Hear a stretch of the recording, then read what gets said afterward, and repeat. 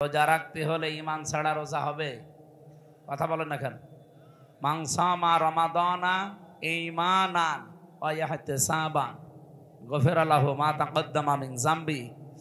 নবীজি বলেন, যে ব্যক্তি রমজান মাসে ঈমানের সাথে এবং ইহতিসাব মানে হিসাব নিকাশ করে করে এই দুইটা শর্ত মেনে যারা রোজা রাখতে পারে, গফিরা লাহু মা তাকদ্দামা মিন যামবিহি, তার পেছনের যত অপরাধ ছিল সব আল্লাহ মাফ করে দেয়। আর আমরা এটা জানি, যাদের অপরাধ মাফ হয়ে যায়, এই যে পুলিশ যারা বসে আছে, এনাদের এখানে থানা আছে না?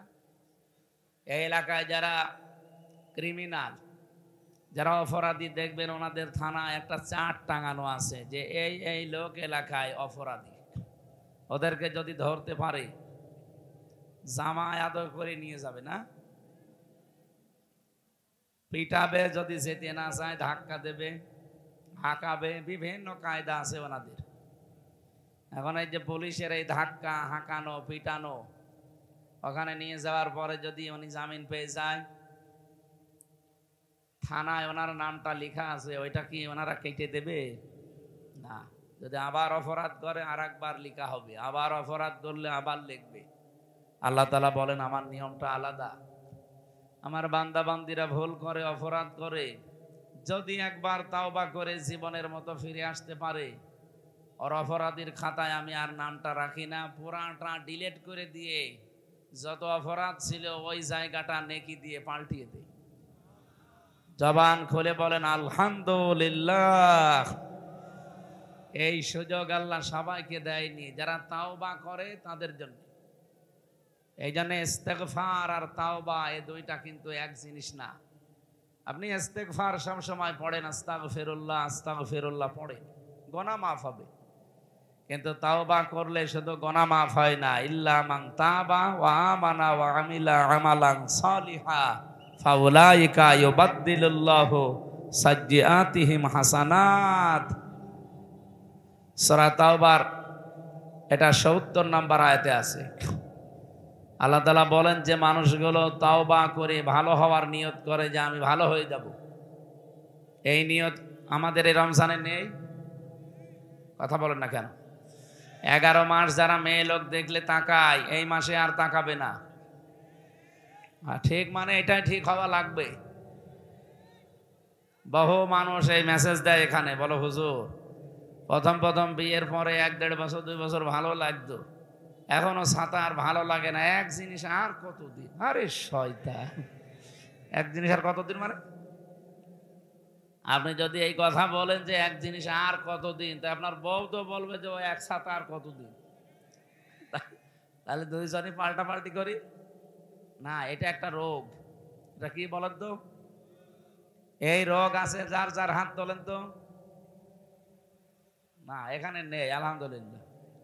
তাহলে আমার মোবাইলে যে মেসেজ আসে কি ফেরেশতারা দেয়?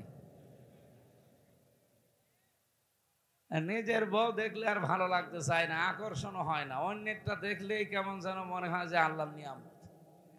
এটা একটা রোগ। কি বলেন তো? এই রোগ মুক্ত হওয়ার জন্য 2টা ঔষধ আছে, একটা হোমিওপ্যাথি আর একটা অ্যালোপ্যাথি। হ্যাঁ, এই রোগে হোমিওপ্যাথি অ্যালোপ্যাথি গাছড়া দিয়ে হবে না। এখানে আল্লাহ রাব্বুল আলামিন 2টা ঔষধ দিয়েছেন। যারা এখানে এরকম রোগে রোগী আছেন, আজকে থেকে ঔষধ খাওয়া লাগবে। যেহেতু রমজান মাস, কোরআনে কারিম নাজিল হয়েছে, আর কোরআন সব রোগের ঔষধ। বলেন বলেন, শিফাউল লিমা ফিস সুদূর। মানুষের অন্তরেও যত রোগ আছে সব কোরআন ভালো বানাতে পারে। সে ক্ষমতা কোরআনের আছে না? আছে। 2 নম্বরে,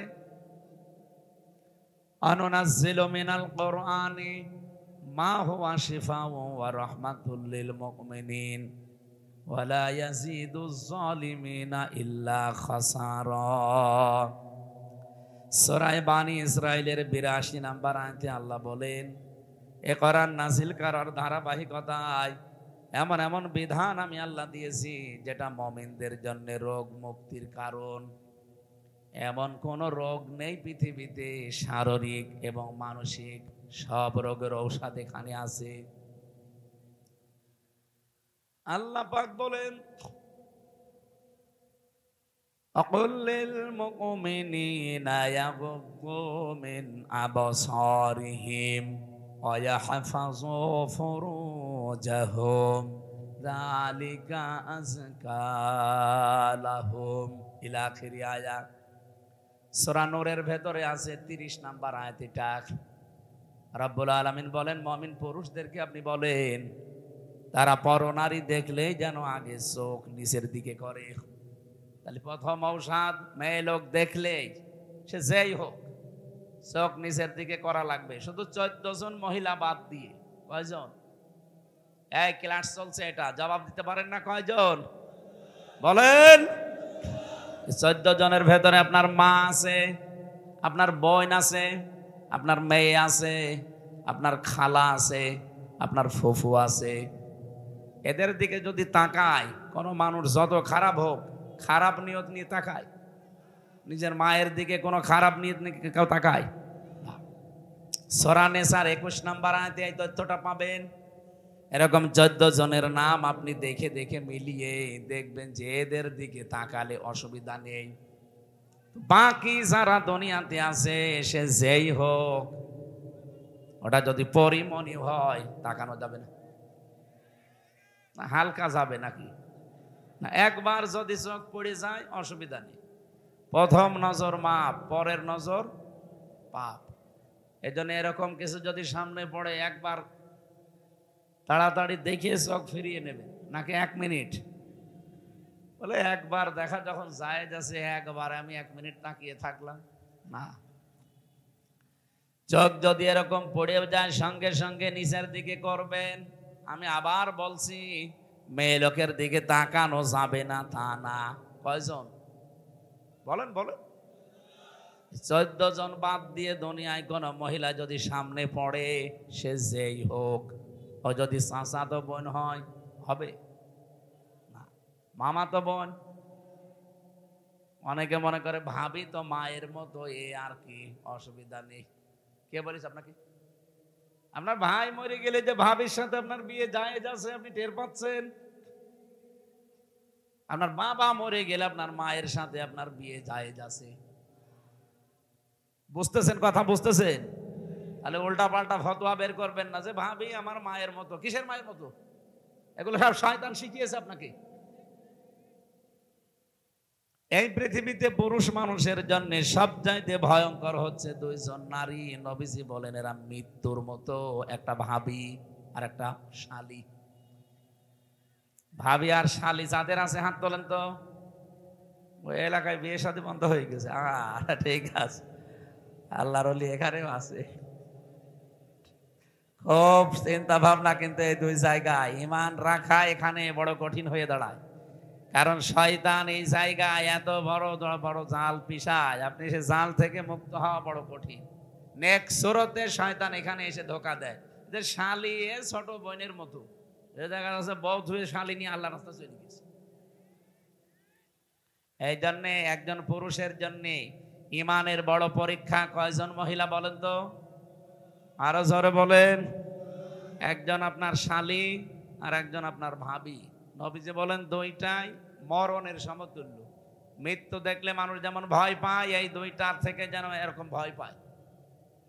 এই কথা বুঝতেছেন? এই অসুখ ওর যদি ভালো লাগে মাটিতে বসতে, আপনার সমস্যা কি? থাক, বাড়িতে যে পোশাক ধুয়ে দেবেন। ঠিক আছে, বসেন বসেন। দ্বিতীয় নাম্বার, একজন মেয়ে লোকের জন্য 2 জন পুরুষ মানুষ সব চাইতে বড় ভয়ঙ্কর। এদের কাছে ঈমান রাখা না রাখা কষ্ট হয়ে পড়বে। আল্লাহর নবী এই 2 জন পুরুষকেও মৃত্যু সমতুল্য ঘোষণা দিয়েছেন। একজন দেবর, নাম কি? 2 নাম্বার দোলা ভাই। দোলা ভাই যাদের আছে, মেয়েরা সাবধান থাকবেন এই জায়গায়।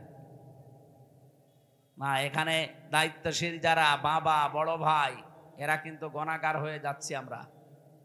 আমার নিজের ছোট বোনকে বাবা তার মেয়েকে দোলা ভাইয়ের কাছে আল্লাহ রাস্তায় দিয়ে উনি সুবহানাল্লাহ তাসবিহ টিপতেছে। অসময়ে মসজিদে বসে বসে সুবহানাল্লাহ পড়ছে। কি দাদা আপনি অসময়ে মসজিদে সুবহানাল্লাহ পড়েন মানে? এখন কি সময় মসজিদে আসার? না, বাড়িতে তো থাকা যাচ্ছে না। ওই মেজ মেয়ের দেবর এসেছে, আমার ছোট মেয়ে নিয়ে যাই আর কি ফাজলামি চলছে, বাড়িতে থাকতে পারলাম না, এই জন্য মসজিদে এসে সুবহানাল্লাহ পড়ছি। ওর সুবহানাল্লাহ মাথার উপরে উঠবে? বলেন।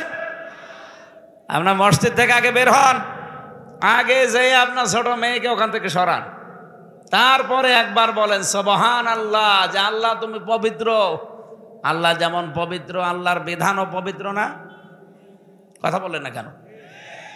তো এখানে যে বিধানটা ছিল আল্লাহর, এই বিধানের নাম কি? পর্দা। নাম কি?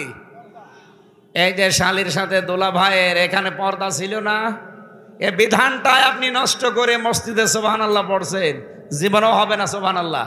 কারণ আল্লাহ পবিত্র, তার বিধানও আপনাকে পবিত্র রাখা লাগবে, পরিবারকে, সমাজকে, রাষ্ট্রকে। আর আমরা এটাই চাই। এই জন্য আমরা রমজানুল মুবারকে কোরআন নাজিলের মাসে এসে পৌঁছিয়েছি। তাফসীর মাহফিলগুলো আমরা রমজানে করি না, আপনারা জোর করে নিয়েছেন। এটা রমজানের আগে ছিল 27 তারিখে ফেব্রুয়ারি, ওটা আমি সময় দিতে পেরেছিলাম না, বাইরের দেশে যাওয়ার একটা ছিল, আমি এই কারণে সিরিয়ালগুলো এলোমেলো হয়ে গেছে। রমজানে এখন বাধ্য হয়ে আমার মা বাবা এমনকি ম্যাডামও রাগ করছে যে সারা জীবনই বাইরে থাকো, রমজানেও থাকবা না। তো থাকবো কি করি, মানুষ তো জোর করে নিয়ে যায়। তারপরেও যেহেতু আমরা 11টা পর্যন্ত সময় নিয়েছি, এ পর্যন্ত থাকবেন তো আপনারা?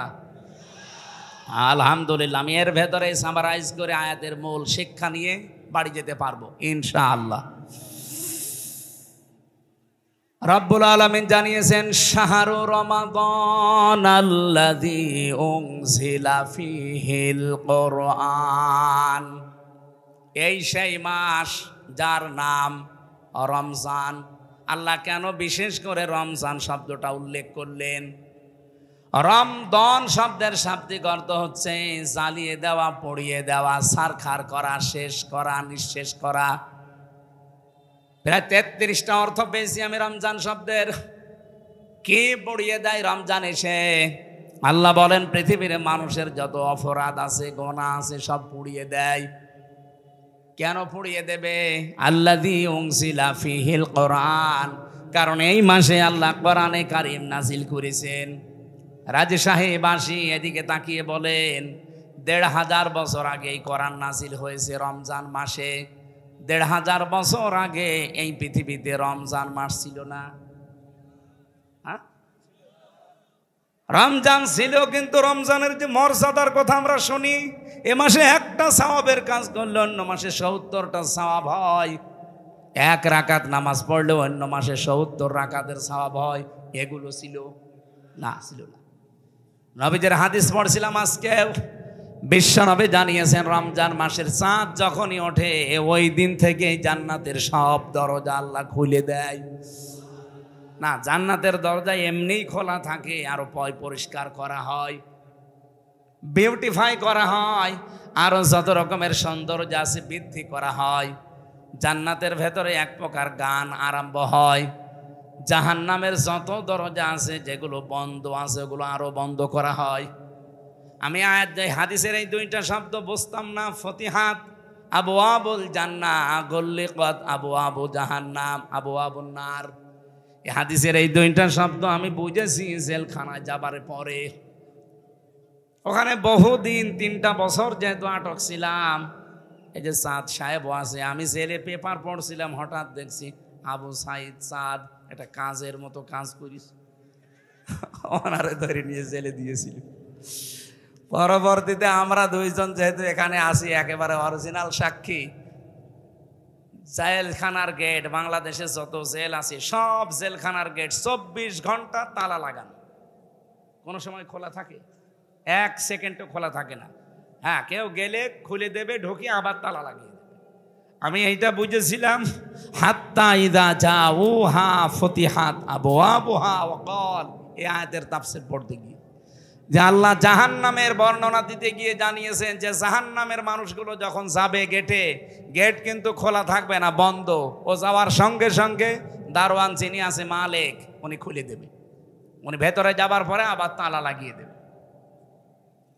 কিন্তু জান্নাতের কথা আয়াতের পরে আছে সূরা জুমারে রব্বুল আলামিন বলেন হাত্তা ইযা জাওহা ওয়া ফুতিহাত আবওয়াবুহা। এই যে মাঝখানে ওয়া আছে আর আগেরটায় ওয়া নেই। আল্লাহ বলেন জান্নাতি মানুষগুলো যখন জান্নাতের গেটে যাবে, ও জান্নাতের গেটে যাওয়ার আগে যা দরজা ছিল এমনি খোলা থাকবে। এই জন্য জাহান্নামের দরজার সাথে জেলখানার দরজার একটা তুলনা পেয়েছি। জাহান্নামের দরজাগুলো সব বন্ধ আছে, ওগুলো আরো শক্ত করে তালা লাগানো হয়। জান্নাতের দরজা খোলা আছে, আরো উন্মুক্ত করে দেওয়া হয়। সুলসিলাতি শায়াতিন, আর শয়তান যত আছে সব শয়তানকে শৃঙ্খলিত করা হয়, বেঁধে রাখা হয়। আমার মাঝে মাঝে প্রশ্ন আসে, আল্লাহ শয়তান যদি নবীর হাদিস অনুযায়ী সব বাধায় থাকে, রমজান মাসেও মানুষ শয়তানি করে না? গতকালকেও তো ডাকাতি হয়েছে শুনলাম। ডাকাতি হওয়া কি ভালো কাজ না শয়তানি কাজ? এটা করল কে? না, শয়তান বাধা আছে ঠিক। এই যে এখানে যদি একটা ফ্যান দেন, এই ফ্যানটা আপনি হঠাৎ বন্ধ করে দিলে কি 1 সেকেন্ডেই বন্ধ হয়ে যাবে? বলেন বলেন। সুইচ অফ করার পরেও কিন্তু 1-1.5 মিনিট ঘুরতেই থাকবে। আপনি লোহাকে গরম করে রেখে দেন, 1 মিনিটেই ঠান্ডা হয়ে যাবে না, কয়েক মিনিট সময় লাগবে। কথা বলেন ঠিক কিনা? আমরা যারা 11 মাস অপরাধে লিপ্ত থাকি, গোনার কাজকে গোনাই মনে করে না, এই মানুষগুলো 11 মাস অপরাধ করতে করতে করতে রমজান এসে পৌঁছায়। রমজান মাস আসলে যেহেতু শয়তান বাধা পড়ে যায়, শৃঙ্খলিত হয়ে যায়, এই মানুষটার ভেতরেও শয়তানি আর কাজ করে না। 11 মাস যে ফোর্স ছিল, এই ফোর্সটা তো আর বাধা নেই, চলতেই থাকে চলতেই থাকে। এই জন্য 1 মাস পার হয়ে যায়, শয়তান আবার ছাড়া পায়, ও আবার তখন গিয়ারে পা দেয়। আমরা যেন এ কাজ আর সামনে না করি। রমজান এসেছে আমাদেরকে বেঁধে ফেলার জন্যে, সংযমী হওয়ার জন্যে। আল্লাহ পাক বলেন রমজান, এই কোরআন শরীফ আমি নাজিল করলাম, এর আগেও তো রমজান ছিল, এর দাম ছিল না, শয়তান বাধা হইতো না এর আগে রমজানে। জান্নাতের দরজাগুলো আরো বেশি উন্মুক্ত করা হতো না, জাহান্নামের দরজাগুলো আরো এইটে দেওয়া হতো না। খালি মাত্র কোরআনের কারণে এই যে এইগুলো সব আমি করি, এত মর্যাদা দিয়েছি কোরআনের কারণে রমজানকে। রব্বুল আলামিন বলেন রমজানের দাম এত বাড়ার পেছনে কারণ হচ্ছে যেহেতু কোরআন, তোমাদের উচিত হবে রমজানে কোরআনের সাথে সম্পর্ক বৃদ্ধি করে রমজানের আসল ফায়দা হাসিল করা। দুঃখজনক হলেও সত্য, 2 দিন পার হয়ে 3 দিন চলছি আমরা, অথচ এখনো অনেক মানুষ কোরআনের কাছে আসা আরম্ভ করেনি। আরে বিয়েতে যারা বরযাত্রী যায়, 1000 বরযাত্রীর কোনো দাম নেই বর ছাড়া। কথা বলেন না কেন? এখান থেকে একটা মাসলা যেহেতু মনে এসেছে বলছে, এদিকে তাকান। যদিও বিয়েতে বরযাত্রী যাওয়া মুসলমানদের জন্য জায়েজ নেই, এটা হিন্দুদের কালচার। ওরা বিয়ের দিনই মেয়েকে যা দেবে সব দিয়ে দেয়।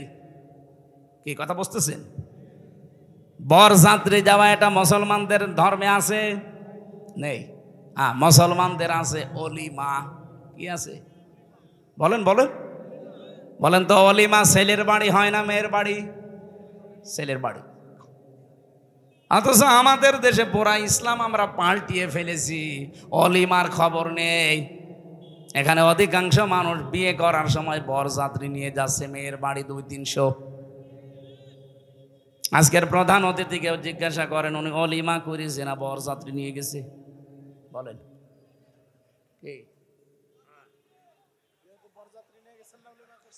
বিয়েতে যে বরযাত্রী নিয়েছেন না অলিমা করেছেন? দেখেন, অনেও ইসলাম মানে নাই। প্রধান অতিথি যদি না মানে না, প্রধান বক্তাও মানে নাই, কারণ আমিও 10 জন নিয়ে গিয়েছিলাম। আমি ওই সময় এটা জানতাম না। আমরা যেহেতু এখন জানি, এখন থেকে আর কেউ বরযাত্রীর দাওয়াত দিলে যাবেন না, না আর কোনো সুযোগ নেই। এখন থেকে আর যাওয়া যাবে না, অলিমায় যাবেন। কি কথা বুঝতেছেন? বারবার বলছি এই কারণে, কারণ আমার 3টা মেয়ে, আমার ছেলে নেই, আমার বাঁচা লাগবে না। না, তারপরেও যেহেতু ইসলামে নেই আমরা এটা আর সামনে যেন না করি। আমরা যেহেতু বুঝি যে বরযাত্রীর কোনো মূল্য নেই, 1000, 2000, 5000 হলেও যদি বর না থাকে, এমনকি যদি বর না এসে বরযাত্রী খাবার আগেই খেয়ে নেয়, মেয়ের বাবা আমার মনে হয় পিটিয়ে খাবার আবার বের করে নেবে। এ কথা বলেন না কেন? যেই দাম মর্যাদা এত ইজ্জত রমজানের সব গোনা পুড়িয়ে দেবে, তারা আসল বরকে সেইটাই আপনি জানেন না, তার সাথে আপনার সম্পর্ক ভালো না। কেন আজকে থেকে নিয়ত করা যাচ্ছে না, পাক্কা নিয়ত যে 1 মাসের ভেতরে আল্লাহর কালাম আমি শিখবই, তাও যেমন তেমন ভাবে না, এটা আমি শিখবো একেবারে শুদ্ধ করে। আমরা যারা মুসলিম আছি অন্তত যে যেখানে আছি ওই জায়গা থেকে আজকে নিয়ত করে যান যে রমজানে আমি কোরআন শিখবই। অনেকে মনে করতে পারে আমার 70 বছর বয়স, আমার দাঁত পড়ে গেছে, আমার হবে হবে না। মানে আমার বাবার বয়স তো কত, এখন প্রায় 64-র উপরে হবে। উনি এখন কায়দা পড়া আরম্ভ করেছে আমার ছোট মেয়েটা দেখে দেখে। তোমার ছোট মেয়ে 4 বছর বয়সে যদি কোরআন পড়তে পারে আর আমি 64 বছরও পড়তে পারবো না। মাঝে মাঝে আমার বাড়িতে বেড়াতে আসলে আমার মেয়ের ধরে, দাদা সূরা কাউসার বলেন তো। কাউসার বলে তোমার আব্বার ভাষায়। আমার আব্বার ভাষা বোঝেন? 3টা আয়াত পড়লে 9টা ভুল যায়। আমার ছোট মেয়েটা নাকি লজ্জা দেয়, আমার বলছে তোর এই মেয়ের কারণে আমার কোরআন এখন শেখা লাগছে। এখন একটা ওস্তাদ ঠিক করেছে, এক হুজুর, মাসে মাসে তারা টাকা দিয়ে বলছে আমার শিখিয়ে দেন, অন্তত নাতির কাছে যে যেন লজ্জায় পড়তে না হয়। লজ্জার খাতিরে তারপর এই বয়সে তো শিখতেছে, সবাইকে শেখা লাগবে ভাই। তালেবে এলেম শুধু 8 বছর 10 বছর বয়সের না। এ আবু সাইদ চাঁদ সাহেবের এখন মনে হয় 60 বছর 65 বছর, তাতে কি এই বয়সেও যদি শেখে উনিও তালেবে এলেম। আর তালেবে এলেম মরে গেলে তার কোনো হিসাব নেই, বিনা হিসাবে বিনা বিচারে জান্নাতি। এটা কিসের কারণে বলেন তো? রব্বুল আলামিন 4টা জাতির ঘটনা উল্লেখ করেছেন কোরআনে, এরপরে তিনি 4 জায়গায় দিয়েছেন সূরা কমারের ভেতরে। 17 নম্বর আয়াত, 22 নম্বর আয়াত, 32 নম্বর আয়াত, 40 নম্বর আয়াত। ওয়ালাকাদ ইয়াসসারনাল কুরআনা লিযিকরি ফাহাল মিন মুদ্দাকির। অবশ্যই আমি আমার এই কোরআনকে তোমাদের জন্য সহজ করে দিয়েছি, বোঝার জন্য, পড়ার জন্য। ফাহাল মিন মুদ্দাকির, এখান থেকে উপদেশ নেওয়াও সহজ। কেউ কি আসো যে কোরআন থেকে উপদেশ নিতে পারো? কে বলছেন? বলেন বলেন। আমি পড়া আয়াতগুলো তাফসীর পড়ে দেখেছি সূরা কমারের। আল্লাহ এত বেশি আফসোস করেছেন এই আয়াতগুলো নিয়ে যে আমার বান্দাদের প্রতি আফসোস আমার। ফাল মিন মুদ্দাকির, এত সহজ করে দিলাম আমার এই বাণীটা, আমার এই কালামটা, এরপরও দেখি আমার অনেক বান্দা বান্দি না, এর কাছে আসে না, উপদেশও নেয় না। আমরা যে যেই বয়সের আছি ভাইরা, দল মত এই মুহূর্তে সব বাদ। আমি আল্লাহর কালামে 1 মাসে না শিখে মরতে চাই না। কি কথা বলেন না কেন? পুলিশ ভাইদেরকেও বলছি সময় পেলে আগে এটা শিখে নেন। বয়স আপনার যাই থাক, এটা শেখাই লাগবে। কর্মজীবন যার যেটা আছে কোনো অসুবিধা নেই। যদি চুরি করা না হয়, ডাকাতি করা না হয়, ছিনতাই করা না হয়, মানুষকে ধোঁকাবাজি করে ফাঁকি দেওয়া না হয়, চাঁদাবাজি না হয়, যেভাবেই কর্মজীবনে আছেন যদি রাস্তা ঝাড়ু দেন, এটাও ভালো কাজ। যে যেই কাজে আছেন সবার কর্মজীবনের দাম আছে। আমার প্রত্যেকের ওপরে আমার আহ্বান, আপনারা এইটা এই রোজার মাঝে শিখবেন। এই পারবেন না? আল্লাহ বলছেন এটা সহজ, আপনি পারবেন না মানে? পুরা কোরআন শরীফ না পারলে অন্তত 10টা সূরা একটু টার্গেট নেন যে আপনি শুদ্ধ করে পড়তে চাই। আমি নামাজের ভেতরে যখন অর্থ ব্যাখ্যাটা মনে মনে ভেবে পড়বেন, দেখবেন নামাজের ভেতরে একটা আলাদা শান্তি পাবেন। বাংলা এটারে বলা হয় অনির্বচন সুখ। এখানে যারা বাংলার ছাত্র আছে, শব্দটা কিন্তু অনেক কঠিন। অনির্বচন সুখ, এটা পাওয়ার জন্য আপনাকে নামাজের ভেতরে খুশু তৈরি করা লাগবে। আর এটার একমাত্র পদ্ধতি কোরআন বোঝা, তাছাড়া আপনি পাবেন না। হযরতে ওমর ফারুক রাদিয়াল্লাহু তাআলা আনহু, উনি নামাজে দাঁড়ালে তেলাওয়াতে উনি কাঁদতেন। 3-4 কাতার মানুষ পেছনে শুনতে পেত ওনার কান্না। আর আমরা এমন নামাজ পড়ি, অনেকে নামাজের ভেতরে হাসে। কি আপনি নামাজের ভেতরে হাসতেছেন, টের পাচ্ছেন? আপনি কি বলেন? হ্যাঁ, টের পান না, এই জন্য আপনার হাসি আসে। হযরত ওমর এত জোরে কন্দন করতেন নামাজে তেলাওয়াত করতে করতে, 3-4 কাতার মানুষ শুনতে পেত, যখন কাঁদতেছে। যখন পড়তেন জাহান্নামের আযাবের আয়াতগুলো, এমনি চোখ দিয়ে তার পানি চলে আসতো। আমরা ওই সিস্টেমে এগিয়ে যাই। এই পৃথিবীতে আমার যতটুকু ধারণা, কোরআন বুঝলে, পড়লে আর মেনে নিলে মানুষ এমনি অন্যায় ছেড়ে দেবে। আমার ভাইরা, রমজান মাসের যতগুলো উপকার আমি তাফসিরের ভেতরে পড়েছি এবং বিজ্ঞানের সাথে মিলিয়ে, তার ভেতরে একটা বলছি। এই এদিকে তাকান। এই 2017 সালে জাপানের এক বিজ্ঞানী, চিকিৎসা বিজ্ঞানী, উনি এই তথ্যটা দিয়েছে। উনি নোবেল পুরস্কার পেয়েছে। ইউশোনারি ওসামি এই লোকটার নাম। এই সাতাদের নাম তো উলট পালট উচ্চারণ করতে মুখ বাঁকা হয়ে যায়। এই ইউশোনারি ওসামি, উনি 3.5 হাত বডি নিয়ে চিন্তা ভাবনা করে এই তথ্যটা বের করেছে। এই জন্য ওনাকে নোবেলও দিয়েছে। উনি বলছে শরীরের ভেতরে প্রায় 2 কোটি কোষ আছে। অটোফেজির নাম শোনেননি? এই 2 কোটি কোষ, এগুলো শরীরকে সুস্থ রাখার জন্য খুব দরকার। কিন্তু আমরা যে 11-12 মাস একাধারে খাবার খেতেই থাকি, এই একাধারে যারা খাবার খায়, এই কোষগুলো তখন পাশে একটা একটা করে বৃদ্ধি হতে থাকে।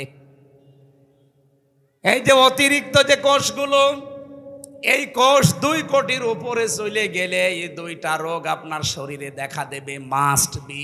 1 নম্বরে ক্যান্সার, আর 2 নম্বরে টিউমার। এই 2টা আপনার শরীরে দেখা দেবে যদি একাধারে খাবার খেতেই থাকেন। চিন্তা করলেন যে এই কোষ মুক্ত করার জন্য কি করা যায় দেখি। 13টা বছর একাধারে গবেষণা করে উনি পেয়েছেন, যদি কেউ 1 মাস একাধারে 12 থেকে 14 ঘন্টা না খেয়ে থাকতে পারে দিনের বেলায়, তখন ওর যে ন্যাচারাল ভাবে যে কোষগুলো তৈরি হয়ে আছে, ওই কোষগুলো খাবার পায় না, তখন আস্তে আস্তে আশপাশে যা আছে খেতে আরম্ভ করে। ওই বৃদ্ধি হওয়া অতিরিক্ত কোষগুলো তখন খেয়ে খেয়ে 1 মাসের ভেতরে পুরাটা সাবাড় করে ফেলে। এই মানুষটাকে তখন ক্যান্সার এবং টিউমার থেকে আল্লাহ বাঁচিয়ে দেন। চিন্তা করলেন তথ্য পাওয়া যায় কোথায়? 4,500 ধর্মগ্রন্থ আছে দুনিয়ায়। কত? 4,500। অধিকাংশগুলো উনি মিলিয়ে দেখলেন যে কোনো তথ্য পাওয়া যায় কিনা ধর্মীয় গ্রন্থে। সর্বশেষ তিনি আমাদের মুসলমানদের কোরআনে সূরা বাকারার 284 নম্বর আয়াতের শেষের অংশে তিনি পেয়েছেন, ওয়া আনতাসুমু খায়রুল লাকুম, তোমরা যদি রোজা রাখো তোমাদের জন্য ভালো হবে, উপকার হবে। এই যে খায়রুল লাকুমের ব্যাখ্যায় আমি পেয়েছি, আল্লাহ 27টা বিধান এখানে দিয়েছেন উপকারের জন্যে। কেউ যদি রোজা রাখে দুনিয়াতে তার কমপক্ষে 27টা উপকার হয়, আর আখেরাতে হয় 9টা। সুবহানাল্লাহ বলতে পারেন না? আর বিজ্ঞানী উনি যতগুলো পেয়েছে তার ভেতরে 1 নম্বরে আপনাকে ক্যান্সার, টিউমার এগুলো থেকে যদি মুক্ত হতে হয়, এই রক্তের ভেতরে কমপক্ষে 5 প্রকার ক্যান্সার হচ্ছে এখন। কয় প্রকার? 5 প্রকার ক্যান্সার আমাদের রক্তের ভেতরে এখন হচ্ছে। 2 নম্বরে টিউমার হয় 2 প্রকার, একটা ভেসে ওঠে শরীরে, একটা ভেতরে থাকে। যে আমার একটা ভেসে উঠেছে, অনেকের হয়তো ভেসে ওঠে শরীরে, অনেকের ভেতরে থাকে। এটা থেকে মুক্ত হওয়ার একটাই রাস্তা আছে, এই রোজা। এছাড়া কোনো বিধান আর পৃথিবীতে নেই। কারণ মুসলমানদের এই ধর্মের ভেতরে যেটা পাওয়া যায়, 1 মাস একাধারে দিনের বেলায় কমপক্ষে 30 দিন আমাদের না খেয়ে থাকা কি এটা ফরজ। আল্লাহ এমনি করেননি। যতগুলো ফরজ নিয়ম আমি কোরআনে পেয়েছি, কোন ফরজ নিয়মের আগে আমার আল্লাহ কাতাবা আমি পাইনি। কিন্তু রোজার কথা বলতে গিয়ে আল্লাহ কাতাবা দিয়েছেন, ইয়া আইয়ুহাল্লাযীনা আমানু কুতিবা আলাইকুমুস সিয়াম। ও হে যারা ইমানের দাবি করো, রোজা নামে এই বিধানটা কিন্তু আমি আল্লাহ ফরজ করে দিয়েছি, এমনি না, লিখে দিয়েছি। আজকের এই জমিনটা যদি আমি চাঁদ সাহেবকে বলে জান দিয়ে দিলাম, আমার এই কথার কোনো মূল্য আছে না। কিন্তু যদি বলে এটা লিখে দিলাম সই স্বাক্ষর করে, এই যে দলিল আছে নেন স্টাম্প করা, এই জায়গার দাম নেই। আমি তো মানুষ একই, আগে শুধু মুখ দিয়ে বললাম কোনো দাম নেই, আর পরে আমি লিখে দলিল করে রোজা পেয়ে আনন্দে আছেন। আপনার উম্মত পারবে না, তাড়াতাড়ি যান যেন কমিয়ে দেয়। বিশ্বনবী বলেন আমি আর পারবো না, আমি বারবার আল্লাহর কাছে যাই, কমিয়ে দেয়। আমার লজ্জা করে এখন, কতবার যাব। যা দিয়েছে থাক। সঙ্গে সঙ্গে জিবরাইল এসে বলে, হে রাসূল, আল্লাহ কিন্তু সিদ্ধান্ত নিয়ে লিখে দিয়েছিলেন 6 মাসই, শুধু আপনার কনসিডারের কারণে এগুলো আল্লাহ কমিয়েছে। আল্লাহ যেটা লেখে ওইটা ফাইনাল, ওটার কোনোদিন নড়ন চড়ন পরিবর্তন, আরো জোরে বলেন, পরিবর্তন হবে। যেহেতু আমি লিখেই ফেলেছি, ও আর কোনো কাটাকাটি নেই। আপনার উম্মতদেরকে যে বলবেন ওরা যদি 1 মাসও হক আদায় করে রোজা রাখতে পারে, আমি আল্লাহ 6 মাস রোজা রাখার সওয়াব তাদেরকে দিয়ে দেব। এজন্য সেই সুযোগ এখন চলছে। কত মানুষ দোহাই দেয়, হুজুর আমার গ্যাস, আমি পারি না। আরে শয়তান, রোজা রাখলে গ্যাস আরো ভালো হয়। যারা বলে আমার ডায়াবেটিস, আপনার কি ডায়াবেটিস আমার চাইতে বেশি? জেলখানায় 3 বছরে আমার ডায়াবেটিস 27, অথচ 3 দিন রোজা রেখে মনে হচ্ছে যে আমি আরো ভালো আছি। আপনি রোজা রাখলে বিজ্ঞান এখন বলছে আপনার ডায়াবেটিস কন্ট্রোলে চলে আসবে। আল্লাহর যাতে তো বড় বিজ্ঞানী আপনি না। আপনার শরীরের অতিরিক্ত এই যে ক্ষতিকারক যে কোষগুলো, এগুলো খেয়ে খেয়ে আপনাকে সুস্থ রাখবে। এই জন্য সুস্থ যদি থাকতে চান রোজা রাখা লাগবে। এ পৃথিবীতে একজন মানুষের জীবনী পড়েছি, তিনি সারা জীবনই সুস্থ ছিলেন, তাও 1 দিন 2 দিন না, 950 বছর।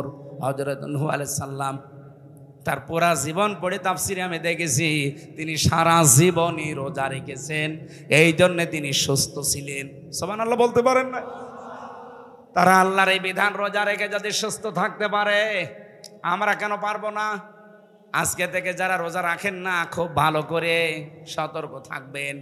মেয়েদের শুধু ওই 3 দিন 5 দিন 7 দিন 10 দিন যেগুলো শরীর খারাপ থাকে, ওই কয়টা দিন বাদ দিয়ে বাকি দিন রোজা রাখা লাগবে।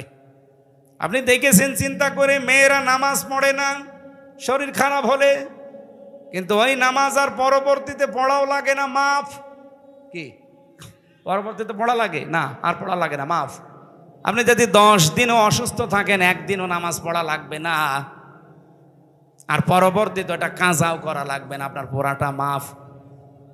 কিন্তু কোনো মানুষ যদি রোজা, এই যে মেয়েরা যারা রাখতে পারেন না, আপনার কিন্তু কাজা করা লাগবে, মাফ নেই।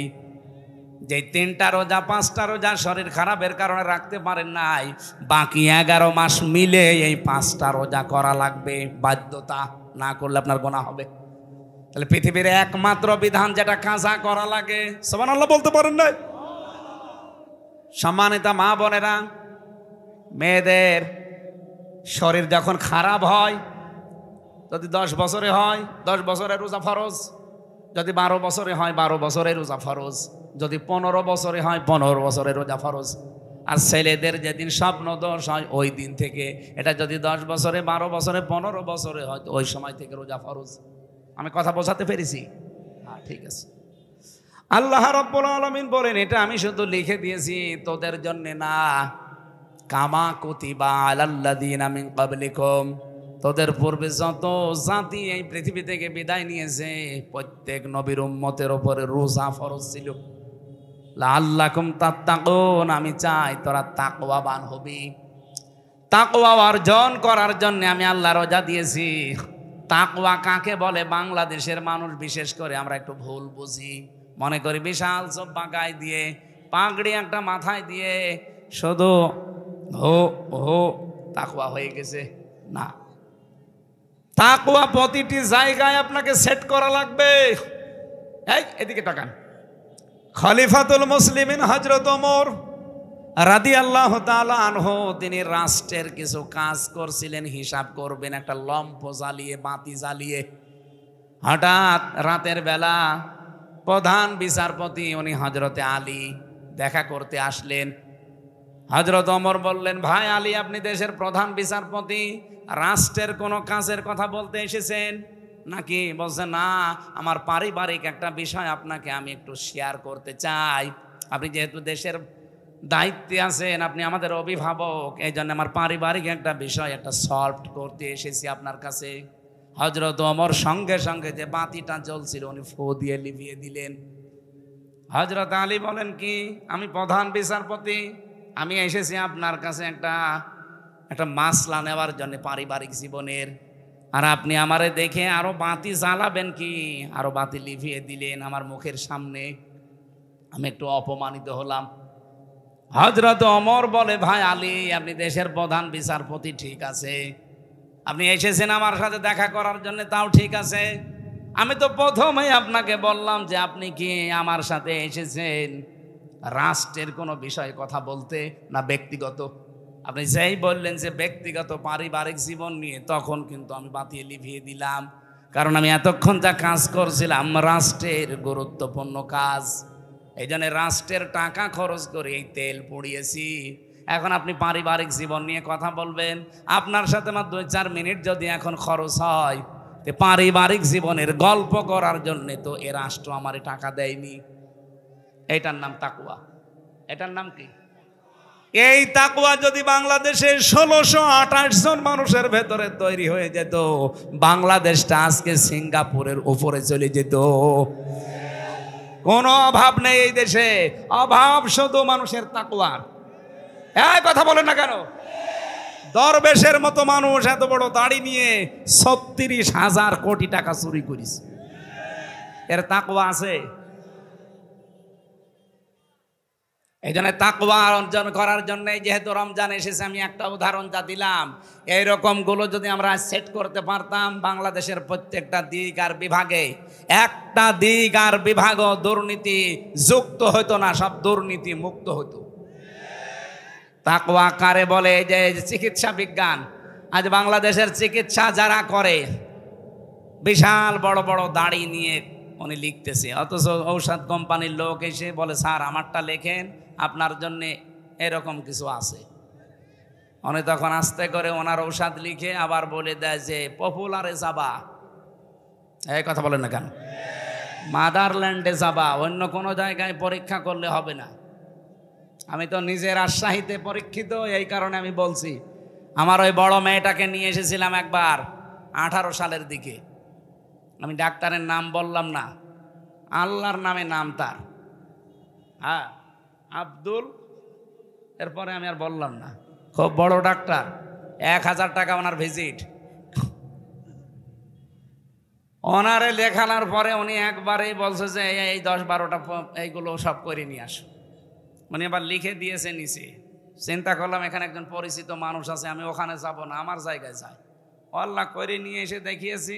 আমি যাইনি, প্রথমে ম্যাডাম গেছে, ওটা না দেখে ছুঁড়ে ফেলে দিয়েছে। এখানে করতে বললাম, সেখানে না করে কেন? আপনার দরকার কি? আপনার রিপোর্ট ঠিক থাকলে সমস্যা কি? পরবর্তীতে যেখানে গিয়েছিলাম, ভাই এরকম সমস্যা করছে, এরপরে রাজশাহীর ডাক্তার ফাতেমা সিদ্দিকা আছে না, আপারে বললাম যে এরকম, বলছে যে আমি জানি, ওদের সাথে এইসব লাইন লাইন লাইন করা আছে। আপনার দাড়ি যত বড় হোক ভাই, আপনি 5 ওয়াক্ত না, তাহাজ্জুদ মিলে আরো 6 ওয়াক্ত নামাজ পড়েন, জীবনেও কোনো ইবাদত বন্দেগী আপনার কবুল হবে না, কারণ আপনার ভেতরে তাকওয়া নেই। এই কথা বলেন না কেন? এটা কি শুধু চিকিৎসা বিভাগে? প্রত্যেকটা বিভাগে। পুলিশদের ভেতরে এটা নেই না, সবাই না ভাই, পুলিশদের ভেতরে আমি আল্লাহর ওলি পেয়েছি। আমি যে পুলিশকে, যে ওসি সাহেবকে পড়াতাম কুষ্টিয়ায়, প্রথমে আমার সামনে 10 লাখ টাকা এসেছিল ঘুষ। ওই হিরোইন ধরা পড়েছে 1 কোটি টাকার, ও এসে তখন আমি আবার ঘুষের আয়াতি পড়াচ্ছিলাম, লা তাকুলু আমওয়ালাকুম বাইনাকুম বিল বাতিল, যে ঘুষ খাওয়া যাবে না। উনি এসে বলছে, স্যার এটা রাখেন হাদিয়াটা, আর আমার ওই জিনিসটা একটু ছেড়ে দিন। আমার দিকে একটু তাকিয়ে বলছে, হুজুর নেবেন মানে আপনার পড়ালাম কি? আর ওই দিনই ঘুষের আয়াত পড়েছে। বলছে যে তো ঘুষ না, এটা হাদিয়া। হাদিয়া আপনারা সরকার দেয় না? বলেন তো এরকম হাদিয়া যদি ওনার মাসে 5টা আসে আর বেতন নেওয়া লাগবে? ওই সময় দেখলাম, এই দেখে কোরআন শরীফ পড়াচ্ছিলাম, ওই সময় দেখলাম গরম দিলে, ওই বেটা আমি কোরআন শরীফ পড়ছি আর তুমি ওই জিনিস নিয়ে এসেছো, তাড়িয়ে দিলে ওই সময়। পরে নিয়েছ কিনা আমি জানি না, নিলেও নিতে পারে। কিন্তু এইরকম আল্লাহর ওলি 5টা যদি এরকম হাদিয়া পায় মাসে, ওর বেতনের কয় টাকা হয়? এই জন্য সব বিভাগে তাকওয়া দরকার। কি বলেন তো? আপনারা মন খারাপ করবেন কিনা আমি জানি না, যে দেখেছি এবং পড়ছি শুনছি। এই জন্যে মাওলানা মতিয়ার রহমান নিজামী একটা আলেম মানুষ, উনি মন্ত্রী ছিলেন, উনি পুলিশ ছিলেন না, উনি মন্ত্রী ছিলেন, তাও 2টা মন্ত্রণালয় চালিয়েছে। মন্ত্রণালয় চালানোর পরে 26 টাকা বেশি হয়েছে, ওইটা সরকারকে ফেরত দিয়েছে। পৃথিবীর ইতিহাসে এই প্রথম। আপনি যে আল্লাহর ওলি খুঁজে পান না, চলে যান সেই বরিশালে, সেই চট্টগ্রামে। আল্লাহর ওলি এইটা না যে মন্ত্রণালয় চালানোর পরেও 26 টাকা মাত্র ফেরত দিতে পারে। তাকওয়া দেখার জন্য শুধু জব্বার পাগড়ি দেখলে হয় না, তাকওয়া এর নাম। তার কি প্রয়োজন ছিল না? তার বাড়িতে পরশুদিন গিয়েছিলাম, কি অবস্থা বাড়িটার, এখনো পর্যন্ত মাটির দেওয়াল আর টিনের চাল। একটা মেম্বারের বাড়ি আপনি পাবেন বাংলাদেশে এরকম, অথচ সে মন্ত্রী ছিল। আপনি ভাবতে পারেন বাংলাদেশে কত মন্ত্রী পেলাম, এই যে প্রতিমন্ত্রী ছিল একজন, তার 620টা বাড়ি। আমার মনে হয় এই 7 মাস যদি ওরা থাকতো আরো 100 বাড়ি বানাতো। এত বাড়ি দিয়ে আপনি কি করবেন? ঠিক তো আগস্টের 5 তারিখে মালয়েশিয়া যে দেখলাম, ওখানে সাহেব পাড়া আছে, কিন্তু সাহেব পাড়ায় শয়তানরা থাকে না, সব হোটেলে থাকে।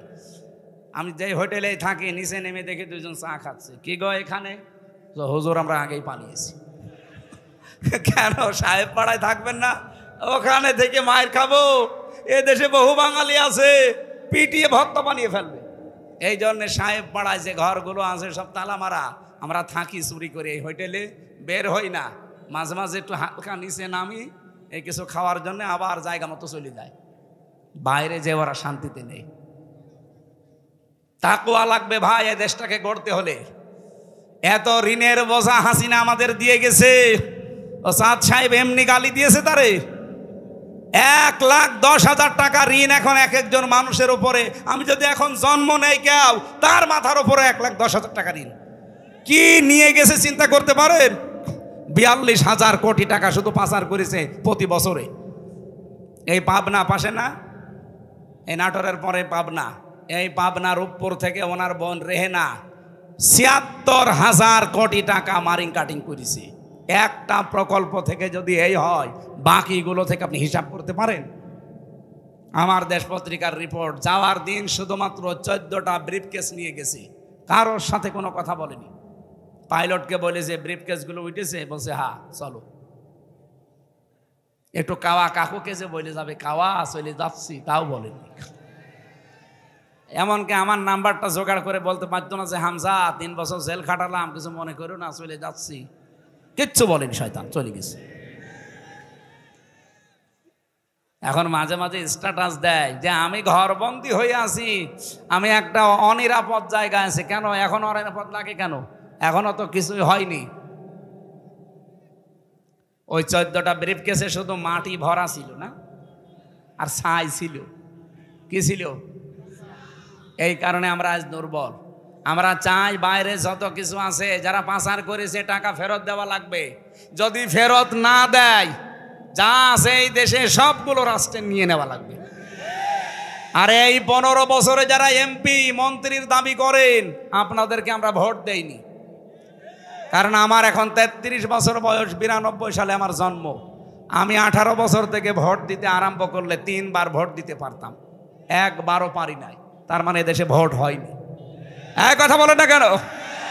তাহলে ভোট ছাড়া যারা 154 জন হয়ে যায়, দিনের ভোট রাতে হয়, এরা কোন কারণে এমপি মন্ত্রী লিখবে? পোস্টারে যদি কোনো সময় এই 3 বারের এমপি যারা, 3 বারের মন্ত্রী যারা যদি লেখে সাবেক এমপি, সাবেক মন্ত্রী, ওখানে লিখে দেবেন সাবেক চোর, সাবেক ডাকাত।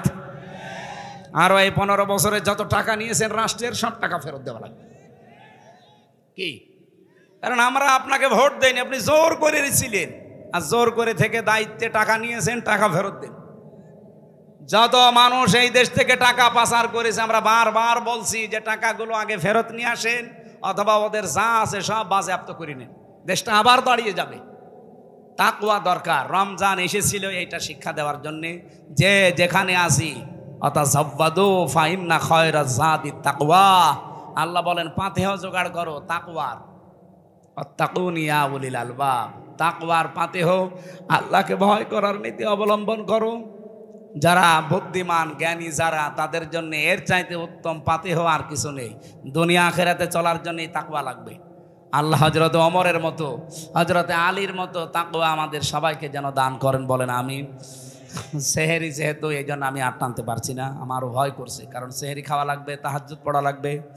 আবার আগামীতে কোনো জায়গায় আসলে কথা হবে ইনশাল্লাহ। আমি আসবো, রাজশাহীতে আমার বাড়ির কাছে। আপনারা এতদিন আমার আসতে দেননি, এবার এসে মাইক কেড়ে নিন। আসেন, মাইক কেড়ে নেন, আমি আপনাকে মাইক ছেড়ে দিচ্ছি। আজকের প্রধান অতিথির কাছে অনুমতি নিয়ে আমরা, যেহেতু সামনে দুইটা কাজ বললাম, তাহাজ্জুদ নামাজ আছে, সেহেরি আছে, আমরা মোনাজাত